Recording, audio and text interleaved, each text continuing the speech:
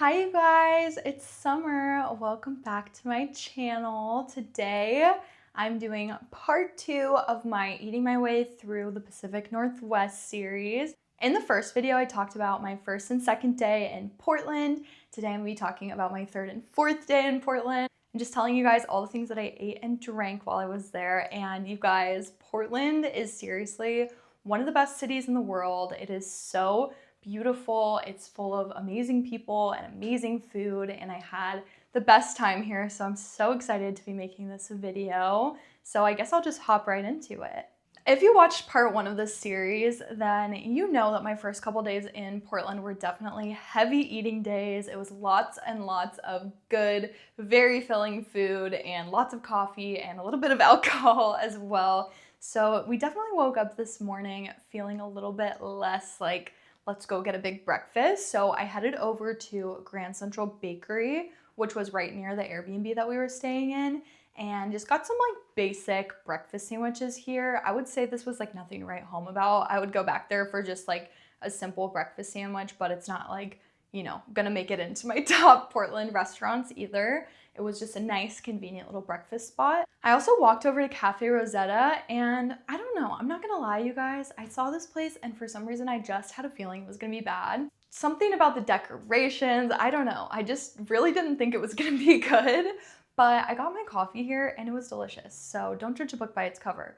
Even though this place, it's not like it's ugly by any means. It's nice in there. It looks elevated. I don't know why. I just walked in and I just had a feeling like it was gonna be bad, but thankfully my feeling was wrong and it was delicious. I had this like rose, orange, and pistachio latte and it was so good. This actually, I know I said this last video, but this may have been the best coffee that I had on this trip. I don't know. We'll have to wait and see once the ranking video comes out.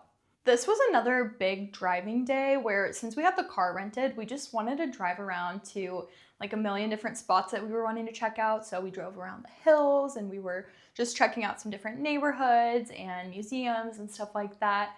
And then once we started to get hungry, we went to Snappy's in the Alphabet District. And you guys, Snappy's is like one of my main places that I must go if I'm in Portland. And if you're a local and you've never been there, I'm not surprised, because I feel like every single person that I'm friends with that lives in or around Portland has no idea what I'm talking about when I say that I want to go to Snappy's.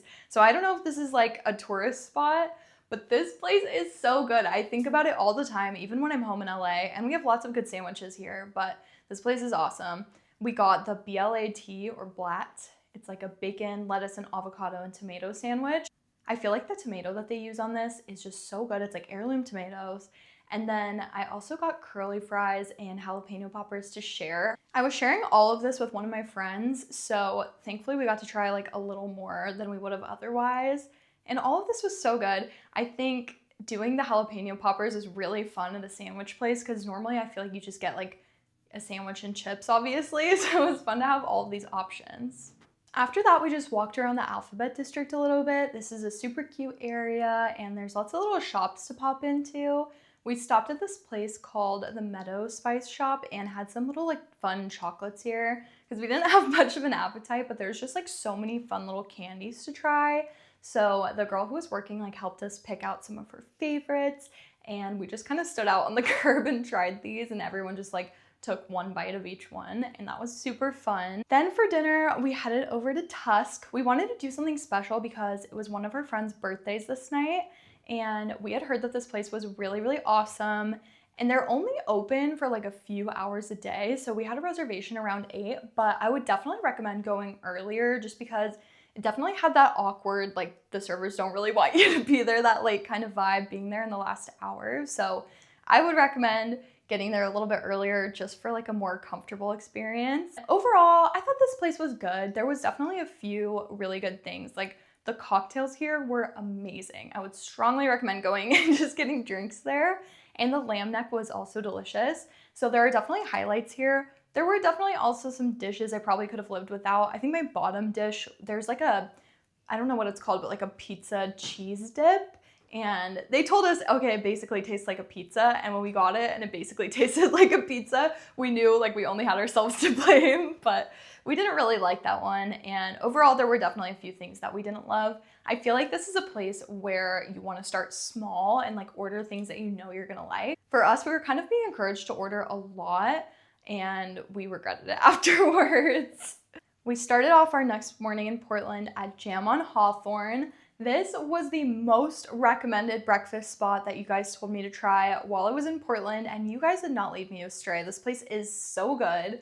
I had a maple brown sugar latte here. You know, sometimes you go to breakfast and you order a coffee at a restaurant that's not like primarily a coffee shop, and you kind of assume the coffee is gonna be whatever. This coffee was so good. And then we also got a steak Benedict and the lemon ricotta pancakes, both of which were amazing. And then because everything was so good, we ended up adding on the eggnog French toast, which I'm sure is probably seasonal, but every single thing we tried here was so good, especially the sweet dishes. So I would strongly recommend trying this place. And yeah, I'm sure anything that you ordered here would be good because literally everything that we got was delicious. A little later in the day, we went over to Bastion Coffee, and this is a place that I have been seeing all over TikTok, and this place was really good. I was not ready for more caffeine yet, but my friend got their jam matcha, and I tried it, and it was delicious. I would definitely go back for that, and obviously to try their coffee. I also just love the decor in here. It's very like, I don't know, it's like cute, chic, kind of cowboy theme. After Bastion, we headed over to some museums. We walked around for a little bit, and then we wanted a little snack before dinner, but we didn't want like a full-on lunch, you know? So we stopped and got a slice of sizzle pie. I can't remember what I got here, but I know it had goat cheese on it. So if I can remember it, I will put that on the screen right now. But this was really good, like the actual slice, just for what it was. A great grab-and-go slice of pizza. We also got garlic knots here. I would probably skip the garlic knots. Also, the person who was working warned me that their ranch tastes like soy milk, and I honestly, they're a real one for that because it really did taste like soy milk. This ranch literally, I think, is made with vanilla soy milk, which is such a crazy move. So I probably would skip the ranch altogether here, but yeah, I feel like for just a convenient slice of pizza, or if you've been like out for a while and you just want to like stop at the end of the night, this is a great slice, but yeah, maybe skip the garlic knots and the ranch. After sizzle pie, we went to Rangoon Bistro, which is Burmese food. And Rangoon is actually also a bar, and I actually don't think I got any footage there because I was actually just supposed to be catching up with some friends that live in Portland, and we thought we were just gonna get a cocktail, but it ended up being so good there that we had to get food. And we ended up getting this fried chicken to share, which was amazing. And it came with this rice and this sauce on the side. I do not know what was in this sauce or in this rice, but whatever was happening here, it was like a symphony of flavors, you guys. It ended up being one of the best things that I ate on this entire trip. And it was just like an unexpected bar bite. Like they do have a whole restaurant, but for us, this was just like some food we were getting with our alcohol. You know what I mean?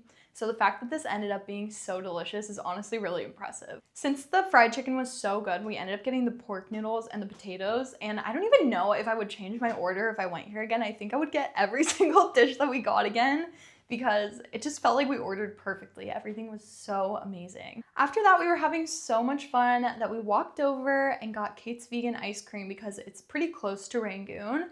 And honestly, I'm not one to usually go for a vegan ice cream just because I feel like it can be a lot less creamy, but this could have fooled me, honestly. I tried so many flavors because we were just like talking to them and they were so nice and telling me which ones to sample, and every single flavor that I tried could have fooled me. It was like just as creamy as dairy ice cream. I'm the kind of person where I'm always down to try an alternative like that, but I'm not gonna pretend that it's just as good as the real thing if it's not. And I actually thought this was as good as the real thing. I ended up with a chocolate brownie flavor at the end. It was so good. If you're looking for a dairy-free ice cream that doesn't taste dairy-free, Kate might be your girl. All right, you guys, that is everything that I tried on days 3 and 4 of my Portland trip. Thank you guys so much for watching this video. I would love if you could send me a message and let me know if you've been to any of these places or if there's anywhere else you think I should go in Portland or really anywhere in the world. Definitely send me a message and I will see you guys next time. Bye.